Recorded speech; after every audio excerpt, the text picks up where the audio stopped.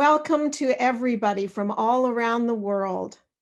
Today, we are having a webinar sponsored by the International Menopause Society, and the topic is Premature Ovarian Insufficiency, a New Era, a World Menopause Day theme. My name is Professor Wendy Wolfman, and I'm Director of the Mature Women and Premature Ovarian Insufficiency Clinic at Mount Sinai Hospital, University of Toronto, Toronto, Canada. I also am a professor in the Department of Obstetrics and Gynecology. The theme for World Menopause Day on October 18th is premature ovarian insufficiency, and we will also be having an upcoming article in Climacteric if you're interested in this topic, and I would encourage you to read it. The agenda today is we will have two world-renowned speakers. First, Professor Nick Panay, speaking on what clinicians need to know about premature ovarian insufficiency, and then Professor Richard Anderson, who will speak on assessing ovarian reserve. After these talks, we will have a question and answer session, and I hope we get a lively discussion going. So I'd like to introduce this webinar was supported by an unrestricted educational grant from Bessans Healthcare. And Bessans has sponsored all these webinars, and they had no role in the selection of topics, selection of speakers, and have not vetted or reviewed the content of the speakers' presentations. I would now like to present our first speaker, Dr. Nick Panay. Professor Panay is a consultant gynecologist and subspecialist in reproductive medicine at the Imperial College Healthcare and Chelsea and Westminster Hospital, London. He is an honorary senior clinical lecturer in Imperial College London, General Secretary and President-elect of the International Menopause Society, and a guest professor in Beijing Capital Medical University. And I'm anxiously awaiting his talk, and please start, Professor Panay.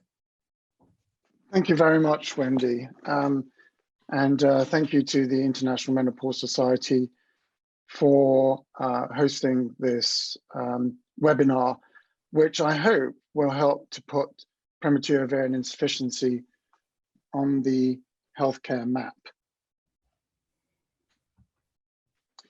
These are my disclosures.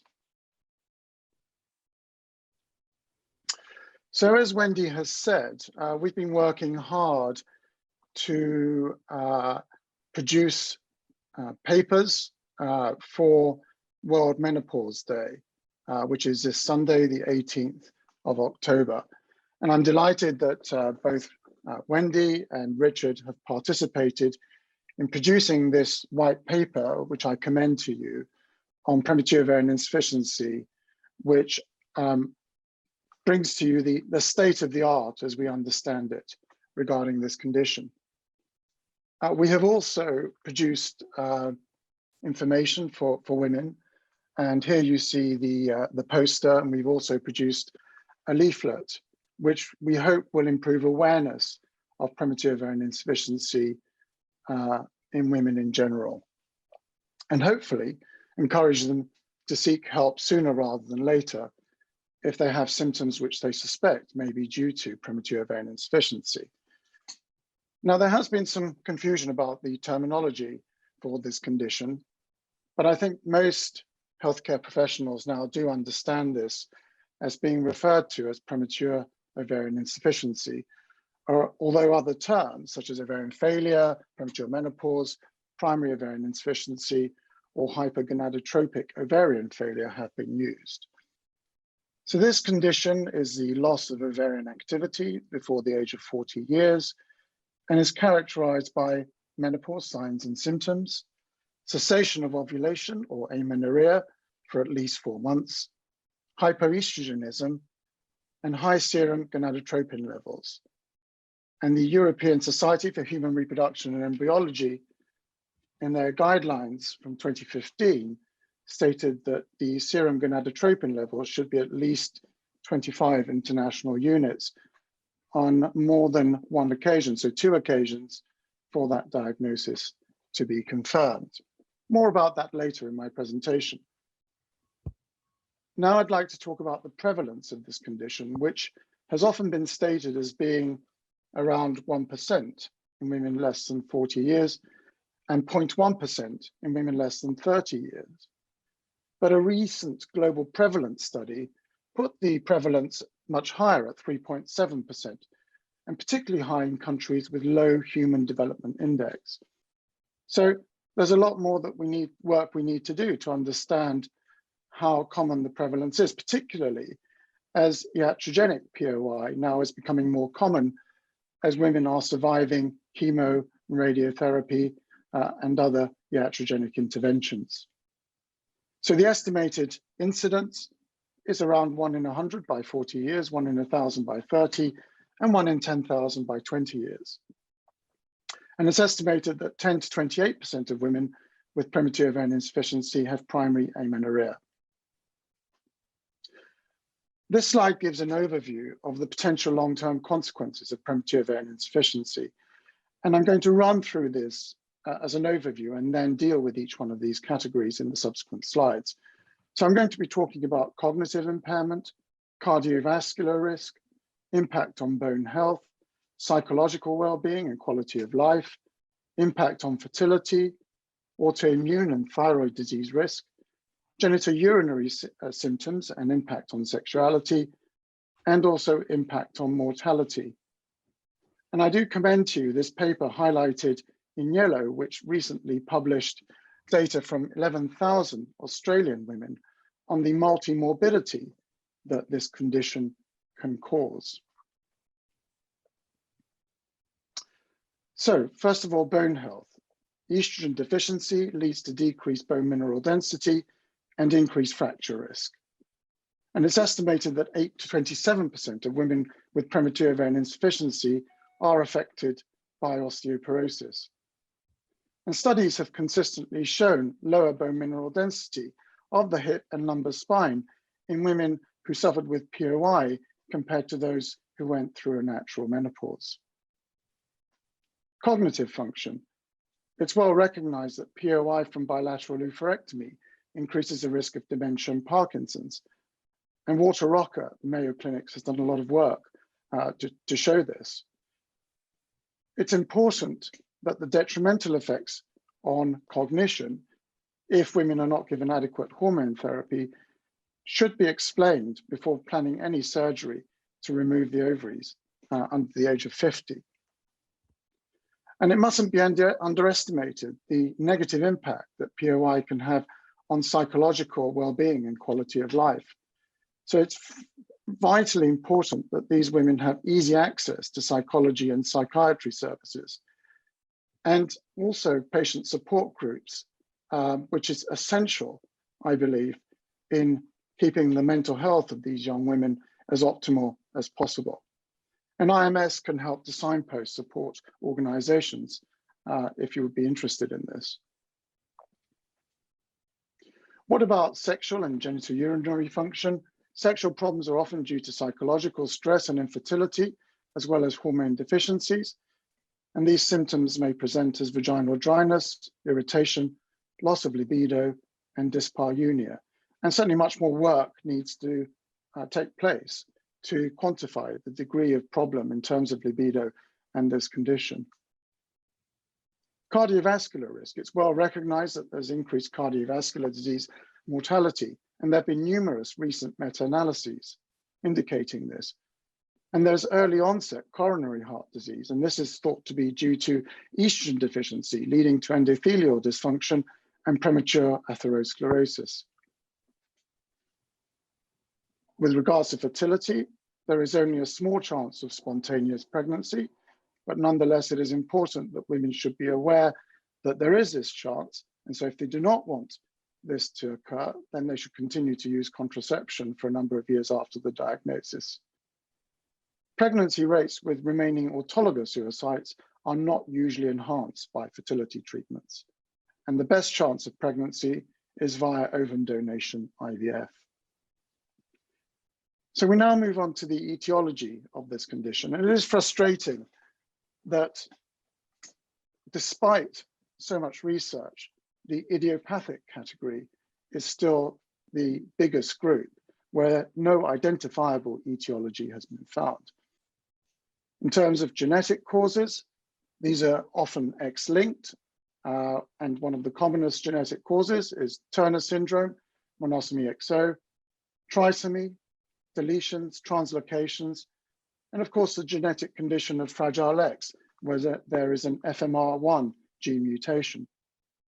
And the candidate genes may also be in the autosomal dominant category. There may be autoimmune ovarian damage, and I'll be coming on to this. And there may also be, or instead of, an infective causation, which I will also be discussing. But as I mentioned earlier, the induced category of POI due to iatrogenic causes, as I say, is becoming increasingly common. And I'm going to talk a little bit about bilateral oophorectomy, chemotherapy, radiation, and pelvic vessel embolization in a subsequent slide. And of course, we must be aware that environmental toxins and cigarette smoking may also contribute to this condition. So what is the mechanism of origin of premature ovarian insufficiency?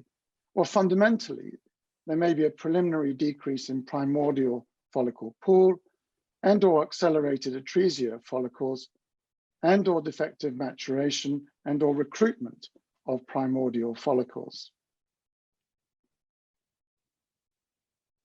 With regards to the autoimmune causes, the exact mechanism is unknown, but it's likely that there is a relationship to genetic and/or environmental factors. And this is characterized by the presence of autoantibodies directed towards ovarian tissue and is associated with conditions such as Hashimoto's thyroiditis, adrenal insufficiency, rheumatoid arthritis, and type 1 diabetes.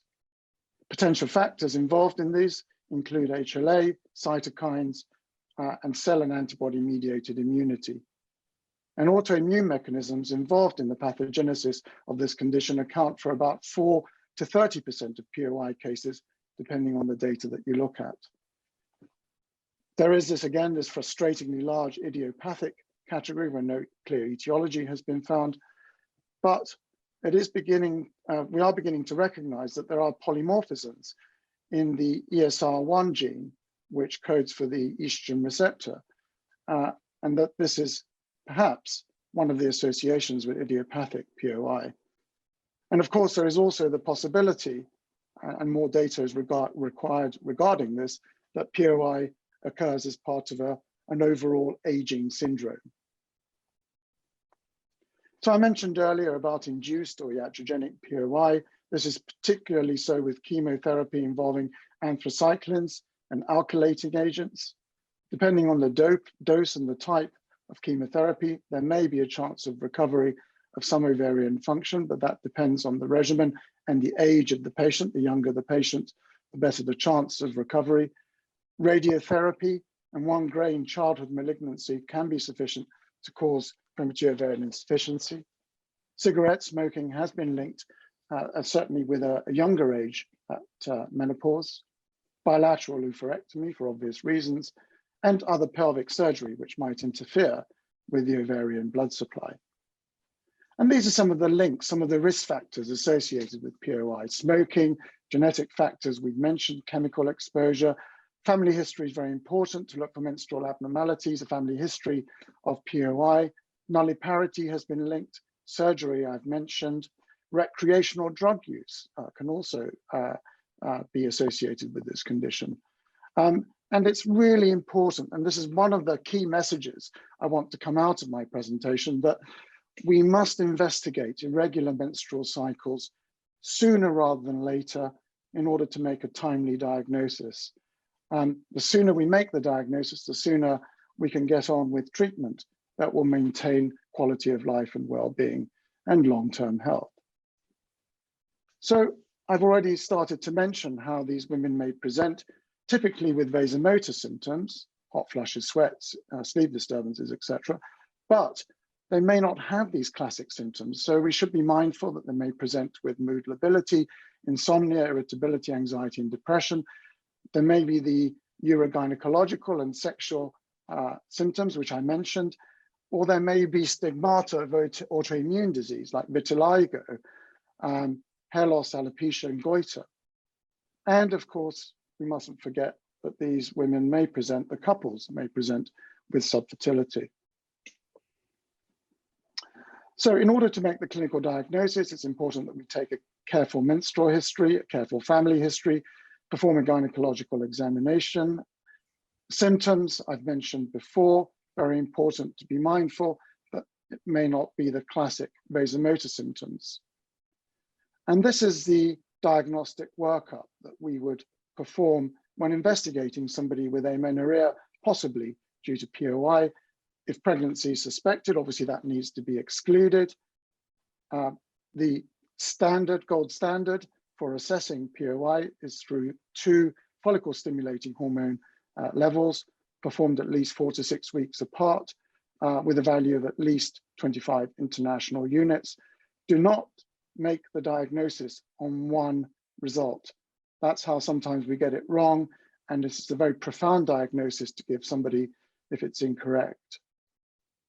Anti-Müllerian hormone, I'm not going to go into any great detail because Professor Anderson will be talking about this in terms of assessing ovarian reserve. The basic genetic test should include a carrier type and FMR1 premutation. We should be looking for thyroid stimulating hormone in terms of evaluating thyroid function, thyroid peroxidase antibodies for potential autoimmune link, and also adrenal cortex or 21 hydroxylase antibodies for adrenal dysfunction. Radiologic tests, important to do a transvaginal ultrasound scan, not only to look at the anatomy, but also to assess what the antral follicle count is. And a low antral follicle count is often associated with low ovarian reserve. I think it should be mandatory that these women have a baseline dual energy X-ray absorptiometry scan to assess their risk of osteoporosis. The frequency of subsequent scans will be tailor-made according to what the initial findings are. This now is showing you an overview on the management of POI. I'm going to be talking about hormone therapy. I'm going to be talking about fertility issues, but I think underpinning any interventions that we introduce, it's vitally important that we educate, counsel, and provide psychological support. And this will help to optimize women's health with POI. Referral should be expedited for emotional and psychological support, and we have had excellent psychological support in our service for these young women. And management of POI should be holistic, taking care of not only hormonal and fertility aspects, but also biopsychosocial perspectives. So what are the hormone therapy options? One of the principles is that these younger women need higher doses of hormone therapy because these are physiological for their age group. Typically with oral estradiol, 2 to 4 milligrams per day, with conjugated estrogens, 0.625 to 1.25, or if using transdermal estradiol, 75 to 100 micrograms, I should say, per day, or 20 to 30 micrograms of ethinyl estradiol if the combined oral contraceptive pill is being used. If estrogen is being used separate to the progestogen or progesterone, our preference is for micronized progesterone or dydrogesterone, which is the metabolically and from a breast perspective, probably the most favorable of the types of progesterone and progestogen. The typical regimen is 200 milligrams for 12 days per month, or 100 milligrams per day for a continuous regimen. But please be aware that if you're using higher doses of estrogen in these women, you will potentially need to increase the dose of the progestogen, progesterone to give them adequate endometrial protection and prevent bleeding problems. The combined oral contraceptive pill may be used. I prefer a continuous use rather than using with a hormone-free interval so that symptoms don't occur during the hormone-free interval. And I'm going to talk about the balance between using pill and HRT in one of my subsequent slides. But clearly, if somebody is desiring of contraception initially, then they might choose the pill and then move on to hormone therapy later on, unless they have a Mirena intrauterine system fitted. We mustn't forget that testosterone is a female hormone, and women with POI often do have low androgen levels, and this can be correlated with low libido. The problem that we have is the lack of licensed female formulations, so it may require off-label down titration of male products. Now, only 3 small studies have been done looking at the combined oral contraceptive pill versus HRT in terms of metabolic and bone risk markers. This study was by Professor Reimer and Beth Cartwright at King's College London, and they looked at, it was a 2-year study of the pill versus HRT, and there was a no treatments group as well, small number of women, and here they were looking at the lumbar spine data. And what we can see is that for women using the HRT in green, there was a significant increase in bone density.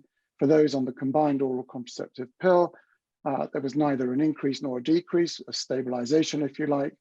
But for those choosing not to use either pill or HRT in blue, there was a decrease in bone density. But there is still this question as to which is better, the pill or hormone therapy, because these are small studies. And as a result of that, we have planned in the UK a multi-center prospective 2-group parallel randomized controlled trial with allocation to receive either HRT or the pill. And in this study, we're aiming for 480 subjects, which will be randomized over 5 years with long-term observational phase beyond this.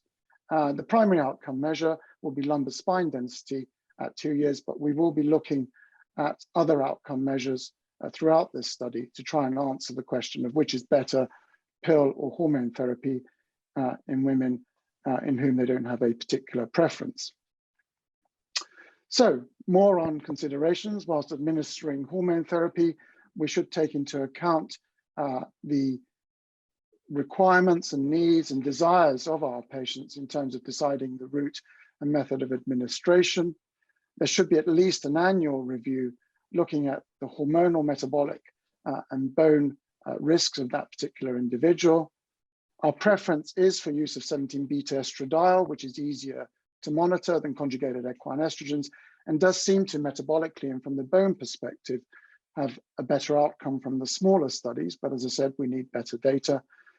And we do also counsel our women about the potential use of androgen therapy, particularly after surgical bilateral oophorectomy, where women use 50% of their testosterone production.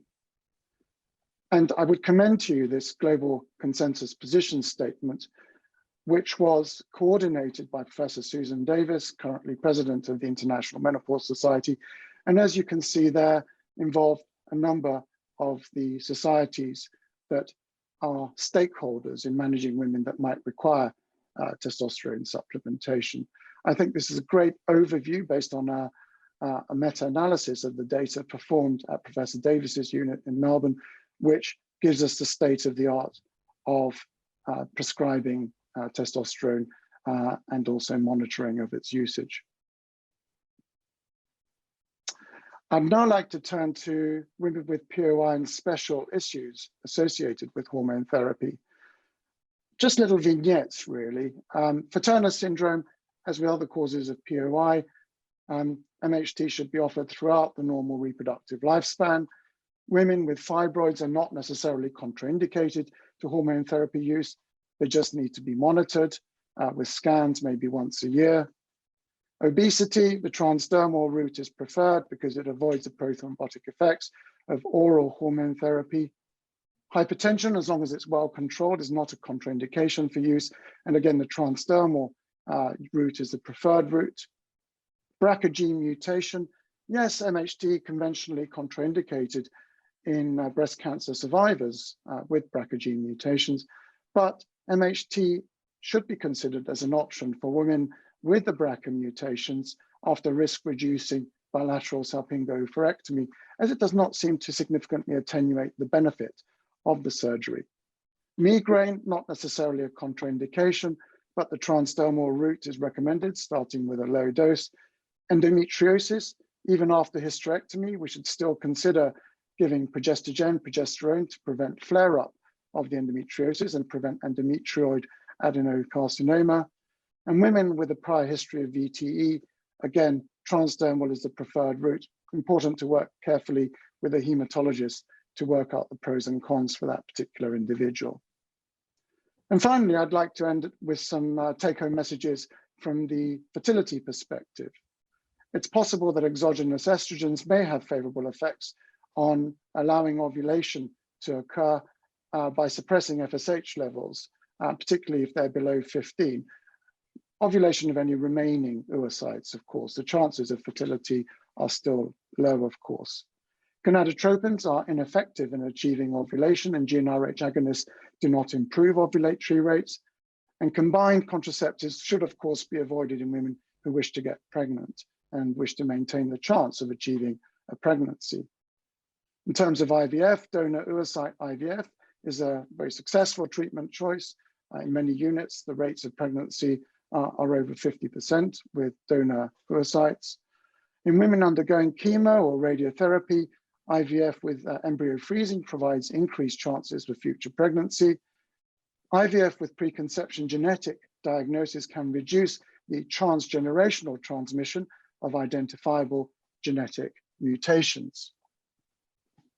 And finally, I want to talk a little bit about cryopreservation, transplantation, and stem cells, because cryopreservation and transplantation of fresh ovarian tissue has led to a number of successful pregnancies. Globally, not many more than 200, but there's very good work going on in this area, and I'm sure the number will increase. Ovarian transposition can be associated with significant preservation of ovarian function. Embryo cryopreservation should be limited to those who are either partnered or willing to commit to donor sperm.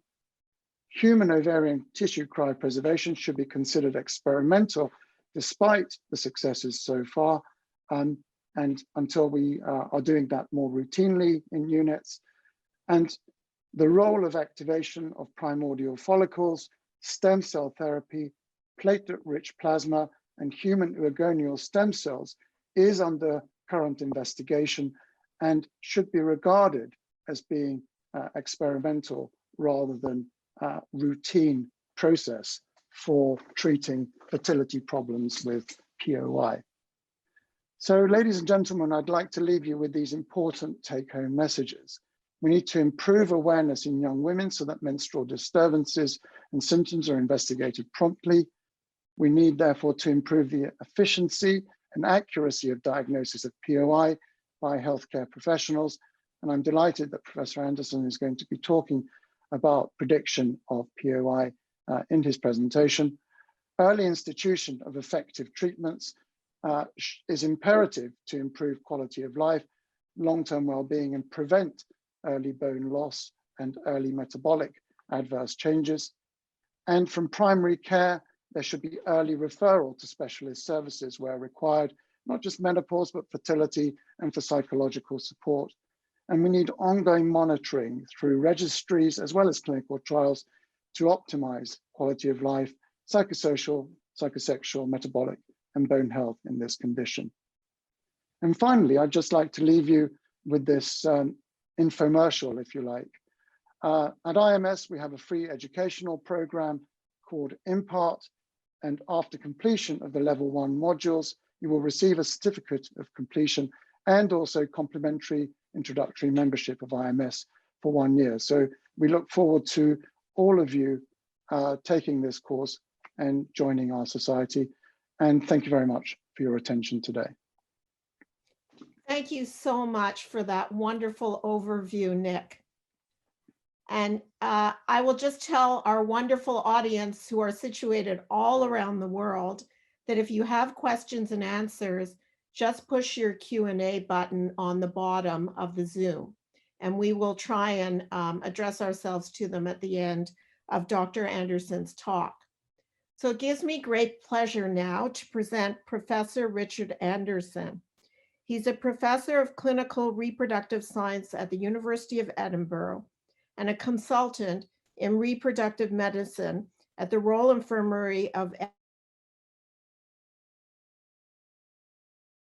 Edinburgh. He's past coordinator of SURE, Big Infertility Preservation, member of the HFEA Scientific Executive Committee. That's the European committee. So Professor Anderson will now be addressing himself to assessing ovarian reserve prediction and diagnosis of POI.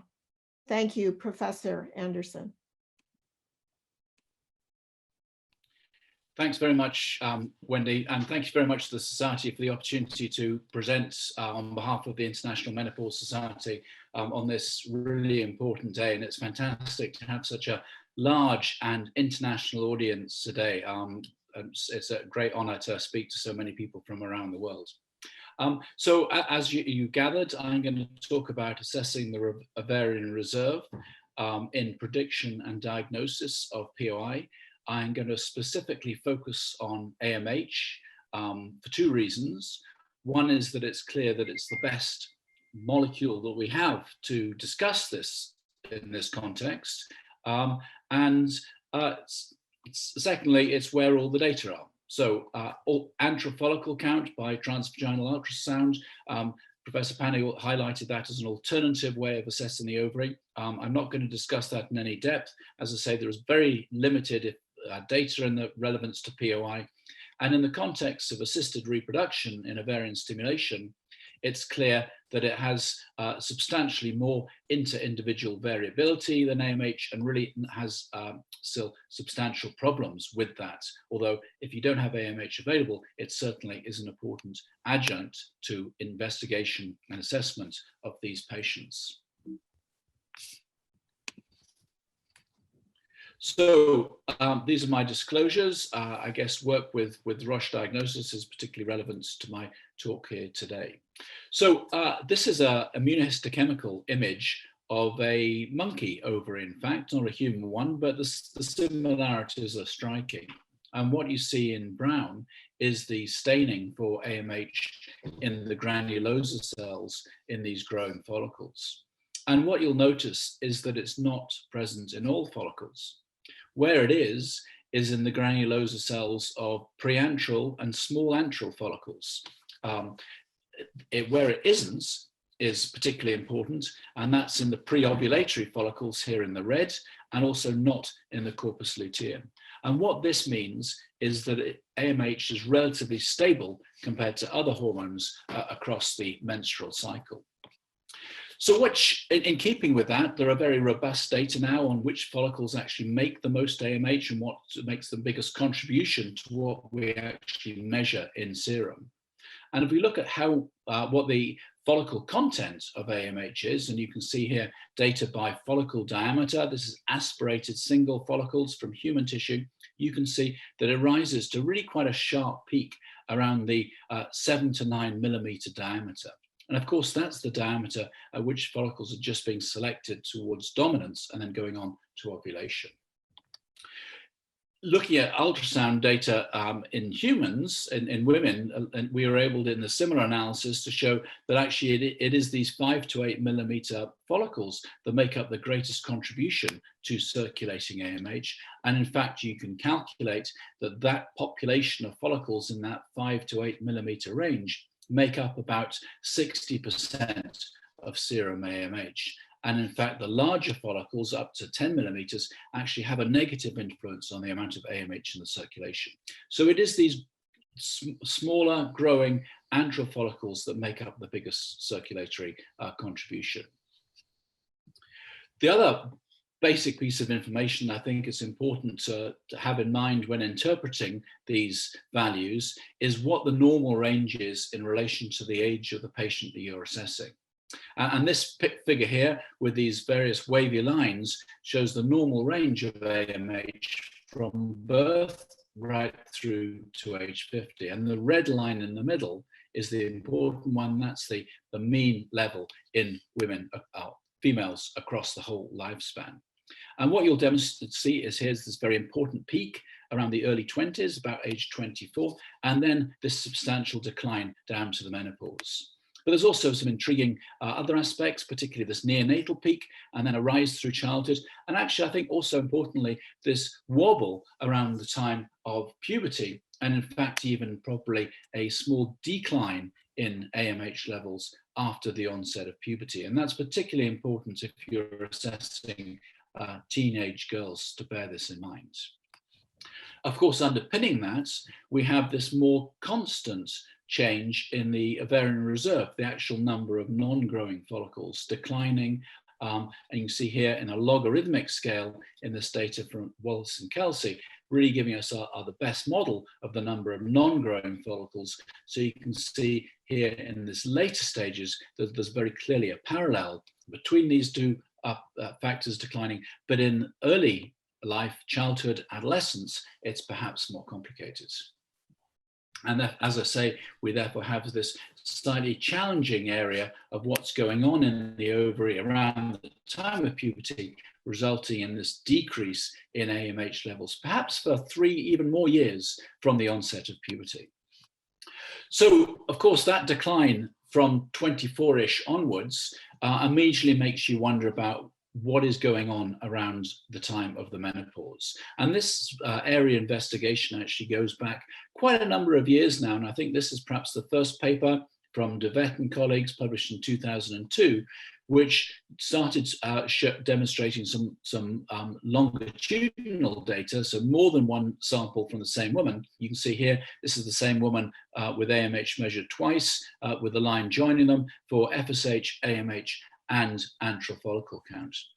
And what they demonstrated is there is a more consistent change in AMH with age than in these other two markers, tighter confidence intervals, more consistent between women, and therefore they concluded that anti-Müllerian hormone may be a novel marker for ovarian aging. And that was a real change to anything that we really had before, because of course previously we had largely been measuring FSH, which of course is an indirect marker of steroid and inhibin feedback on from the ovary on the hypothalamus and pituitary, and therefore not really a direct marker of ovarian aging. And that's what we now have in the form of AMH.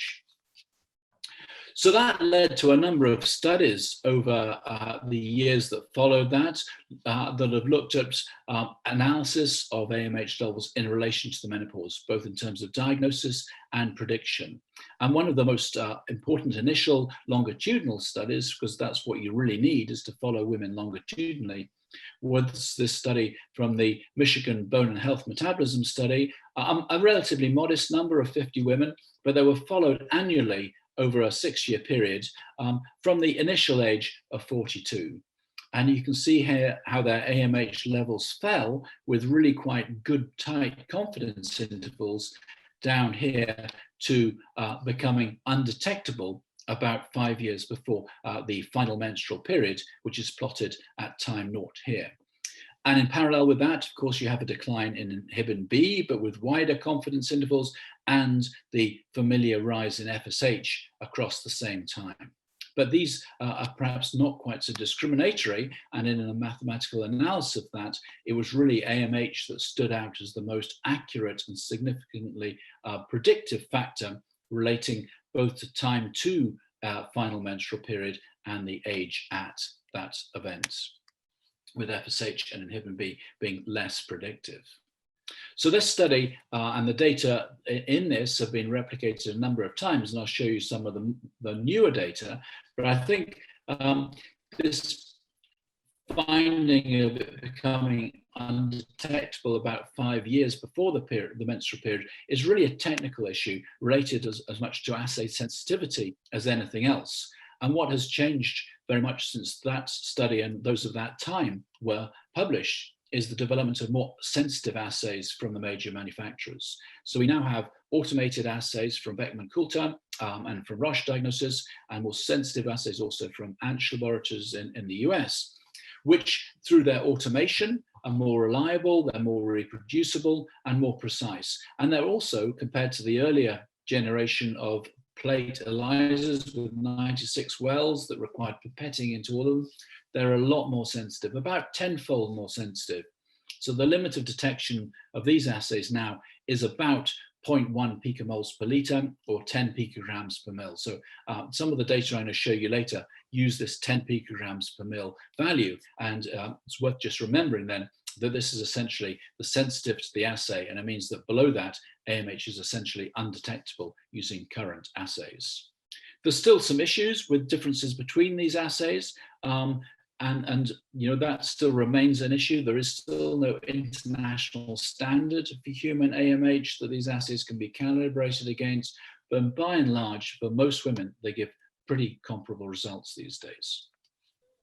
So taking forward then this idea of, can we predict age at menopause in women when they're younger? Do women with a lower AMH, perhaps in their 20s or 30s, do they tend to go through a menopause at an earlier age? And there have been a number of studies, particularly from the Netherlands, that have explored this. And this graph is from one of the first of such studies, now nearly a decade ago. And the dots all represent initial AMH levels in this 257 women with regular ovulatory cycles, aged between the early 20s and mid 40s, and with the colored lines for the different centiles of AMH from mauve at the top down to red here at the bottom.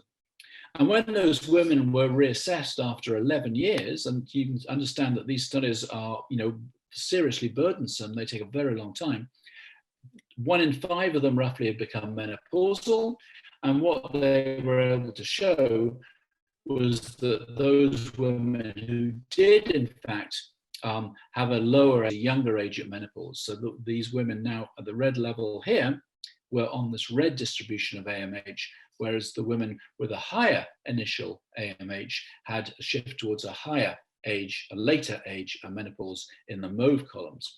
But you can see there is a lot of overlap. There are wide confidence intervals within this. And this group have gone on to enlarge it substantially. So this was initially 257 women. They've gone up now tenfold to over 2,500 women to look at this. And essentially the conclusion remains the same, that there is a prediction, but it has wide confidence intervals and is a challenge. So if your AMH is below the 5th centile, yes, you are at greater risk of going through a menopause early, age less than 45, but only a 28% chance of that, not anything like the 100% chance that you really need for an accurate test. So some predictive value, but you will get it wrong more often than not if you use that as your criterion. Other groups have done other valuable work in this, and this is a daunting table from an Iranian study, again prospective, looking at a lot of women over a long period of time and following them up and tabulating. You can see here their initial AMH to their age and their predicted age at menopause. And what they identified, as with the Dutch study, is that women with these very low levels, so this is 10 picograms per mil, actually, and you're age 20 when you had that blood test done, yes, you predicted an early menopause here, somewhere between 27 and 36. So still a wide interval, but certainly highlighting the potential value of these lower values. For age, it really had very, very little value. So if you look here, women who were 34, who ended up having a menopause at age 50, the prediction was anywhere between 41 and 55. So really a very wide range and not terribly useful. So what do you think? Well, actually, that's a spot value. Maybe that can be refined by repeated measurements of AMH, looking at the rate of decline. And maybe there are women who show a more rapid decline, who might be more, that might be more predictive of an early menopause. But unfortunately, it seems to be that that isn't a terribly useful way of doing it. So this is again the same Dutch group who have looked at this, looking at repeated measurements at different ages compared to a single measurement, and then a rate of decline. And you can see they've repeated that at different 5-year age intervals up to the mid-30s. And although there is some benefit here, AMH age 25, improving when you assess the rate of decline at age 25, you can see that that's really because the single measurement at age 25 really is of little value, and it is improved a bit, but it's not improved further in any of these other age groups. And that's for a normal age of menopause, and they found very much the same for early menopause. The time point in this group was really a very poor predictor. So this is a C statistic that they use for this, which is really very similar to the area under the curve of a ROC curve, which you may be more familiar with. And you can see here, this value here has a analogous to an area under the curve of 0.5, i.e. it's no use at all. What was important as well in that study actually that they demonstrated was when they tried to model this and get to calibration, actually they tended to underestimate the risk. So this graph shows this. So this is the actual, so the preponderance of the data are falling down here. So the expected risk is that, but the observed risk is actually substantially higher. So they concluded that knowledge of this AMH rate of decline did not improve accuracy of prediction of menopause, and particularly underestimated the risk of early menopause. So this was a problem with this, and highlights the challenges in interpreting this data. And we really need more refinement of this, and probably links to other newer pathways to try and get a better angle on what is really going on, because it makes so much sense that AMH is a contributor, but is clearly not adequate on its own. So many of you will be familiar with the large US study that was published just this year, the SWAN study, that looked again at a large population of women, followed up through to their last period, and followed AMH levels, FSH levels, and related this to final menstrual period here. And I think what's important in this very valuable data is that actually these women were relatively close to the menopause anyway at the time of starting. So the average age was 47 when they started this study. But they did confirm what I've already shown you, is that women with a lower AMH had a much shorter time to final menstrual period, and that was a more accurate predictor than FSH, which as showed the expected relationship. And I think what this study really adds, and there's a wealth of data in it if you want to take the time to read through it, was not so much how an undetectable AMH was of value, but the exclusionary value of having a detectable AMH. So to enlarge on that a little bit, you can see here AMH below this magic number of 10 picograms per mil, the sensitivity of the assay. So the probability of your final period within a year is only 50-50 if you're under 48, but it gets much better if you're over 51. But still, you know, one might argue, what is really the clinical value of that in someone of that age? Conversely, and I think this is where the main value of these data lie, is that where AMH is readily detectable, the probability of not having your final period within a year is robust. Over 97% if you're less than 48, going down to 90% if you're over 51. So again here, although AMH is of great value, it has to be in the context of age as an important modifier of this interpretation. So how does that fit in with POI? That's all very much all about natural menopause or perhaps early menopause, but what about real POI? Well, we have some data on it, perhaps not a huge amount, again, reflecting what Nick was saying about the dearth of data generally on the science underpinning POI. But this is an important analysis, again, from the Dutch, published now 9 years ago, showing the decline in AMH with the establishment of POI. So here are individual women with normal women with AMH levels in the normal range. Here's the 5th centile, so the bottom of their range. And here women with what they called incipient ovarian failure, so characterized as a high FSH but regular cycles, starting to become undetectable in a proportion, but still normal in many. What they call transitional ovarian failure, where they had high FSH and irregular cycles, much more consistently undetectable, more in the very low range, but still some readily detectable AMH. But when they had established premature ovarian insufficiency, AMH really was very consistently undetectable, with only very few women showing detectable levels. So certainly it does look like a clear of clear value in the diagnosis of POI. And as Nick highlighted, otherwise there are challenges in this diagnosis. We took a slightly different analytical way of analyzing this in a paper we published with my colleague Raymond Lee from Hong Kong a number of years ago, looking at women who might present to a clinic or to their GP in this differential diagnosis. And you can see here that in POI, in PCOS, AMH levels are of course high, but very low, but in women with POI with a very good diagnostic accuracy, an area under the curve of 0.977. And I think what the real value here is that it's not part of the diagnosis at present, but it is becoming so. And this is a useful test in these women to demonstrate what is really going on.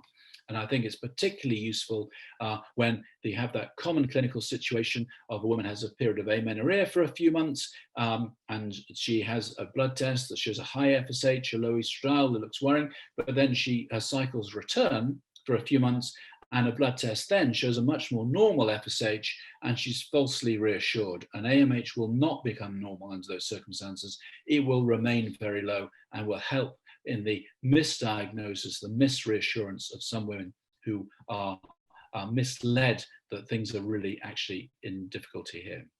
One perhaps caveat is that in autoimmune POI, actually AMH levels can be close to normal or even normal. And I think what that is really reflecting is the relatively late stages of follicle growth that are targeted by the autoimmune process. And so, of course, you still have larger antral follicles producing AMH from their granulosa cells, and therefore a relative protection of AMH levels in some women with autoimmune POI, particularly in the earlier stages. We've been particularly interested in AMH in the context of chemotherapy, following its pathway from pre-treatment levels through treatment and particularly recovery, and wondering how useful AMH will be, particularly here post-chemotherapy diagnosis, and potentially even really very early on after chemotherapy, to try and, perhaps in the context of breast cancer, determine best endocrine therapy thereafter. So we demonstrated that women with whose menses recovered had higher AMH levels pre-treatment, but perhaps what's more relevant to today's discussion is this, which is showing that the value of AMH at 2 years after treatment completion is extremely good for confirming that these women have POI and will not recover. And some of these women we followed in another trial for up to 5 years and demonstrated that if your AMH is undetectable at 2 years, you really will not show recovery of ovarian function thereafter. Age, again, is absolutely critical for this group, and this is much easier to demonstrate, and it's much more accurate in older women aged over 40 than it is in younger women. And so you can see here, this is the end of chemotherapy in these population of women with breast cancer. You can see how their AMH recovers substantially on average if they're under 40, but does not if they're over 40. And you can use that to push back the time point of analysis to right to the end of treatment or shortly after the end of treatment in these older women, and still get in a very accurate diagnosis that these women will not recover ovarian failure using AMH compared to FSH. So to conclude then, I hope I've demonstrated to you that AMH is currently the best marker we have at the moment of the ovarian reserve, albeit that it doesn't reflect the true ovarian reserve, and therefore that needs to be borne in mind, particularly considering the age-related changes. But it's clearly of value in the diagnosis of the normal menopause and of POI, but as everything in life, prediction is more difficult. That's not something humans are terribly good at. It is of value, but it's more better at excluding imminent final menstrual period than at predicting it. And in the terms of predicting POI, I think it does have value, but the confidence intervals are wide, and therefore one needs to be very careful not to overinterpret values, even when they're low, that this does not necessarily mean that the end of ovarian function is imminent. So thank you for your attention. I look forward to some discussion. Thank you so much for that wonderful overview, Professor Anderson. And I'd just like to do a couple of housekeeping questions to begin with. People have wondered where they could access this wonderful webinar after, and I believe it will be on YouTube. And Professor Panay, any other access points? The IMS website, Right. International Menopause Society website. And will it be translated into Spanish?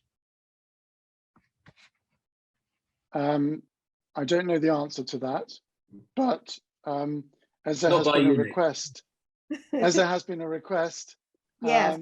we will see what we can do. But Okay. yeah, we will endeavour to. Certainly, the paper is translated into Spanish. Okay. The white paper. And the other translations, there's more than Spanish, I believe, Chinese. 7 translations, yes, Yes. including Croatian, Italian, Spanish. Yeah. Okay, so the other housekeeping things I'm just going to mention before we proceed to our lively discussion is that the next webinar is Managing Menopausal Bleeding, and it will be in November. And also, I would encourage you to consider coming to Lisbon in October 2022 for our next International Menopause Society meeting. But now we're going to proceed on with the questions, and we have multiple ones. And the first ones are for Dr. or Professor Panay. And we have, I'm going to try and categorize them because there's many, many questions. So the first ones are about investigation. Why do you think it's necessary to do a karyotype for patients who have already had fertility? And then develop. So, yeah, I mean, first of all, they may be concerned about their offspring potentially inheriting a condition that's led to their POI. I think it's important also from the point of view of finding a reason. Even though we may not be able to reverse the diagnosis, many women seek closure as to what it is that's caused their POI. And it helps them to understand whether it was a common genetic cause or not that led to it. I believe, in giving them a diagnosis. But certainly from a pragmatic perspective, is if they have daughters particularly, then they may want to know what the genetic risk is in that particular offspring. Professor Panay, unfortunately, Professor Wolfman had a connection problem. So would you please continue with the questions? Thank you. Of course. There were a number of questions, actually, that I was reviewing whilst Professor Anderson was giving his wonderful lecture. One of them was, why transdermal estradiol? We believe that's the most physiological way of replacing estrogen. And given that what we're trying to do essentially in these young women is replicate their physiological environment, giving transdermal estrogen, which avoids first pass hepatic effects, doesn't have a prothrombotic effect, doesn't affect liver function in other ways, we believe is a good physiological way of doing it. It also means that it is easier to monitor what you're giving, because when you give an oral estrogen, much of that's converted to estrone. Transdermal estradiol, what you give essentially is what you get. I was also asked as to what the rationale was for performing metabolic screening. By that, I don't mean anything particularly fancy. What I'm referring to is an HbA1c, a lipid profile, and vitamin D and calcium. And I think these are important in women who are predisposed to an increased risk of metabolic disease, cardiovascular disease, and osteoporosis, that if there are factors such as that can be influenced by diet, exercise, etc., as well as hormone therapy, that we monitor that. I was also asked about, do we have any long-term data on the impact of hormone therapy, particularly transdermal estrogen? And And the problem is, no, we don't. And this is why I'm delighted to be collaborating with Professor Anderson in the POI study, where at last, we will get some good quality data, randomized controlled trial data within the first 5 years, and then longer term data to potentially look at major outcomes like heart disease and fracture risk, as opposed to risk markers. It's a pragmatic study where women will be using standard doses of hormone therapy with typically a standard 30 microgram pill in an extended regimen.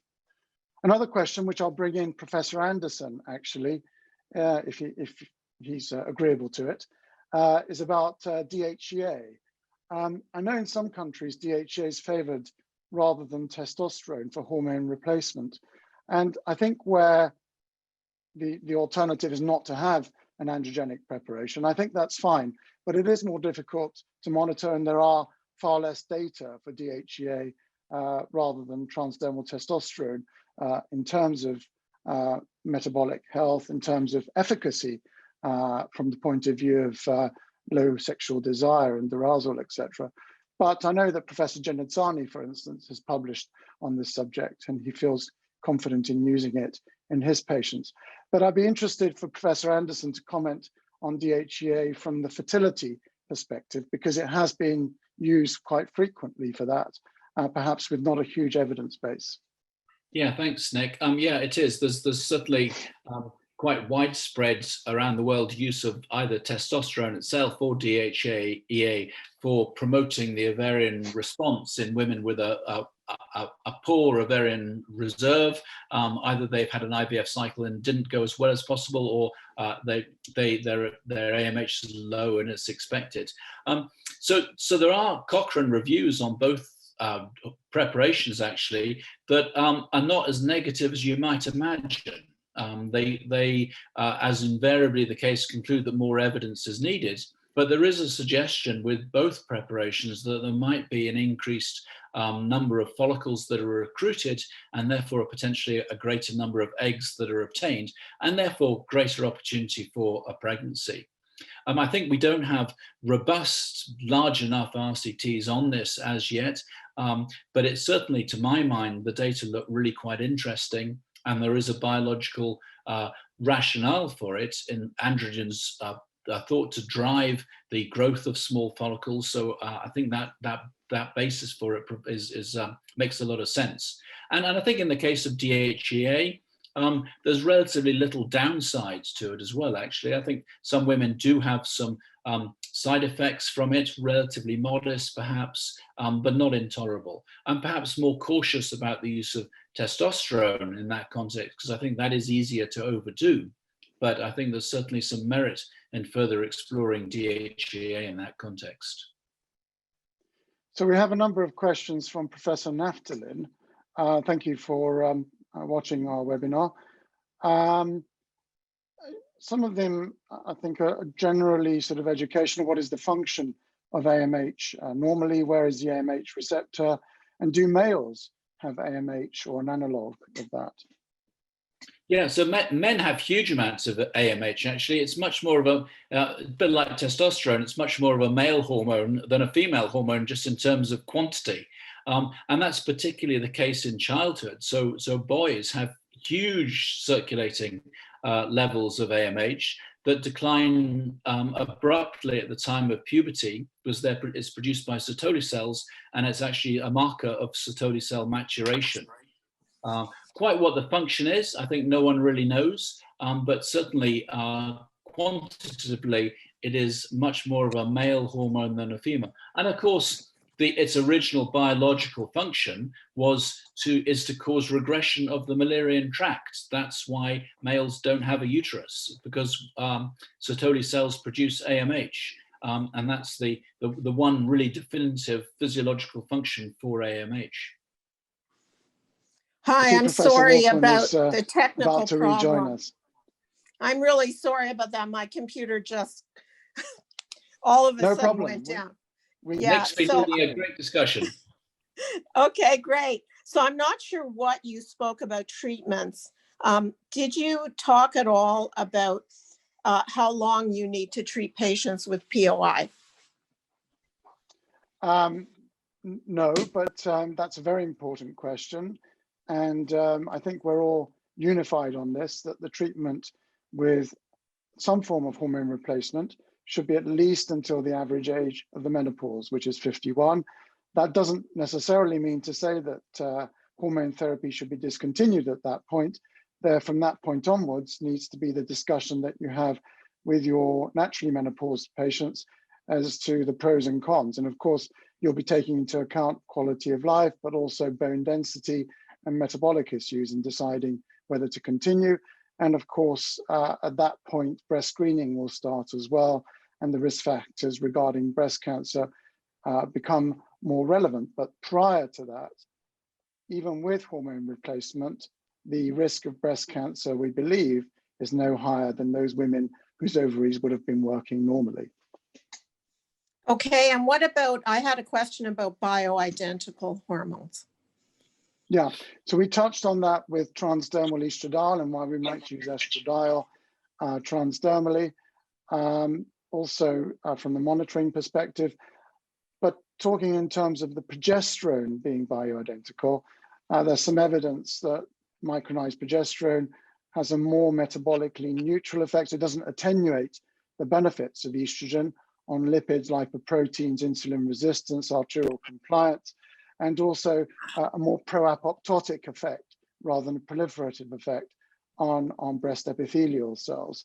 But we have to be very clear that when we talk about bioidentical hormone therapy, we're referring to the regulated varieties, which are easily accessible. We don't need to turn to compounded varieties of hormone therapy to achieve bioidentical hormone replacement. Okay, and what about, I had a couple of individual questions. That is, would you use hormone replacement therapy in women who've been treated for cervical cancer? Do you have any problems with that? No problem at all with regards to squamous cervical cancer, which is the most common cause. It's not hormone sensitive.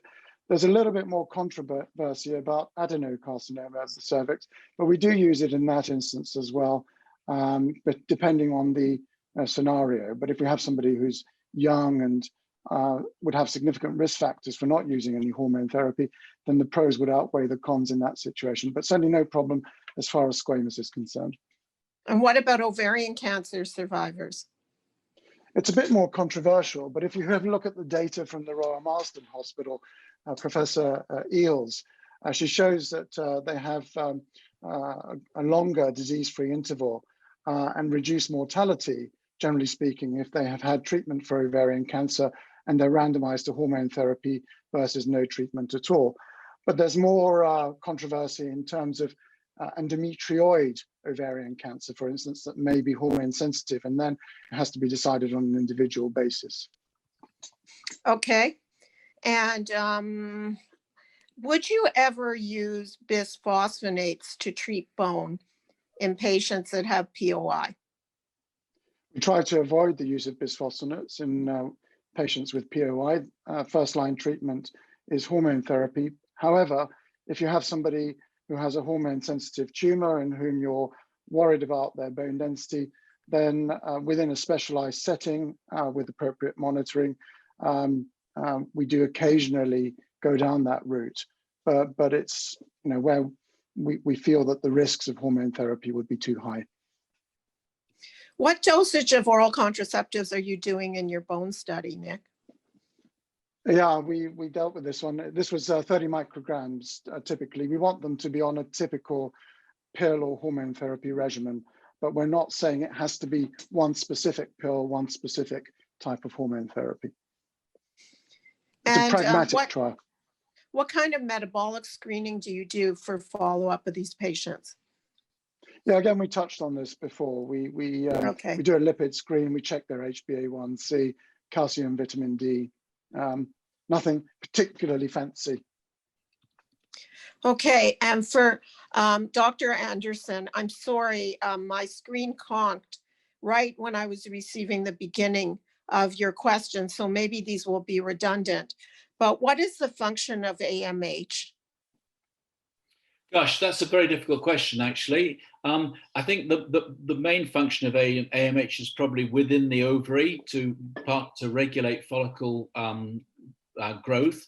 I think it's probably important in this business of follicle selection around the time of the main follicle being selected for dominance. I think that's the main issue.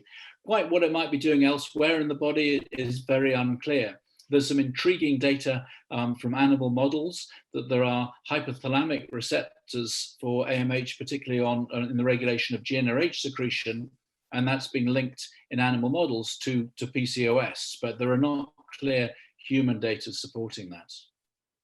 And similarly with PCOS, if AMH is higher, do these patients have later menopause? Well, I think that's an intriguing question. I think what we need is really more longitudinal studies from that, but there is a suggestion that that might be the case. There might be a little bit of extra reproductive life there. I think that actually for them, it isn't what you might imagine, because I think, of course, with many women with PCOS, their ovarian function will normalize as they get older, as the follicle pool declines towards normal. And therefore they can't maintain that PCOS phenotype and their cycles become more regular. So it isn't just you have twice as much or 3 times as much AMH when you're 30, you're going to have a much longer reproductive lifespan. Unfortunately, it would be nice if that was so easy, but the ovary seems to compensate for that, and it all tends to compress together much more. Hence, these predictive models are not as accurate as you might imagine. Is there an analog for AMH in men? AMH, well, we had some discussion about this actually, Wendy, while you're offline, highlighting AMH very much, that's a male hormone, and that's, of course, its main function is to stop men having a uterus. It gets rid of the Müllerian structures.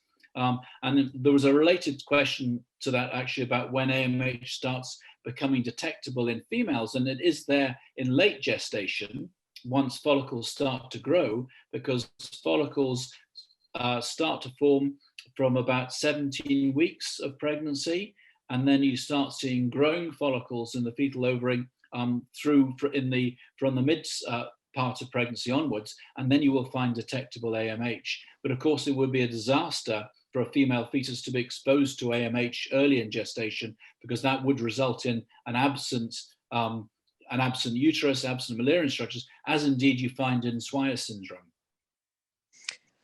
Okay, and one last one for Nick. Should you have DHEAS supplementation in women who have POI? Again, we did touch on this, Wendy. Okay, sorry. And, I just mentioned that my preference was for testosterone, which is easier to monitor, and there are more data for effectiveness and safety. And we also touched on it from the fertility perspective, and Richard mentioned that there are a growing amount of data on its use from a fertility perspective to improve outcomes. But Richard, do you want to comment any more on that? I think we gave it a pretty good covering, Nick. I mean, I think it's an intriguing area. It's not without some merit to my mind. Okay, so I don't have access to the Q&A on, because right now I'm on my cell phone. Were there any other questions the participants saw that I didn't cover? Well, there's one question here that actually I was just starting to type a response in, but I think it's a really intriguing one. And that's a question about how much you can use AMH in women with hypogonadotrophic hypogonadism, obviously not POI, but needing steroid replacements and amenorrhea. And actually sometimes, although on average women with hypothalamic amenorrhea have a fairly normal AMH, in its more extreme and prolonged gonadotrophin deficiency, AMH can be very low because the ovary does get very inactive under these circumstances. And I've certainly seen women who have that situation who then responds poorly in an IVF cycle, and yet a longer term gonadotrophin supplementation normalizes their AMH, and then they respond very well. So I think it's an excellent question and needs careful individual assessment to optimize their ovarian function. But just a straight AMH level may be misleading if the ovary is being long-term suppressed. Also, do you find measuring an estradiol level useful when you get your FSH in the initial assessment? Absolutely, yeah. I think you really need to do that. And Yes. we don't have any, none of the guidelines on diagnosing POI give an estradiol cutoff value. They all just say it should be low. And I think that does reflect the variability. It's very difficult to come up with an absolute level. But certainly, if your estradiol is high, then it means your FSH is going to be very difficult to interpret, and it will be suppressed by that FSH, and therefore perhaps give you a spurious confidence that things are normal when actually they're not. So it's important that if somebody is menstruating very intermittently, that we try to time it if we can to the time of their menstruation to check their ovarian reserve, day 3 ideally, but you know, often it's not feasible because their cycles are so erratic. Yeah, I would agree. Yeah, that would be the time, those few days in the beginning of a cycle, when you know that estradiol levels will be low, that's when you can get a best interpretation of an FSH level.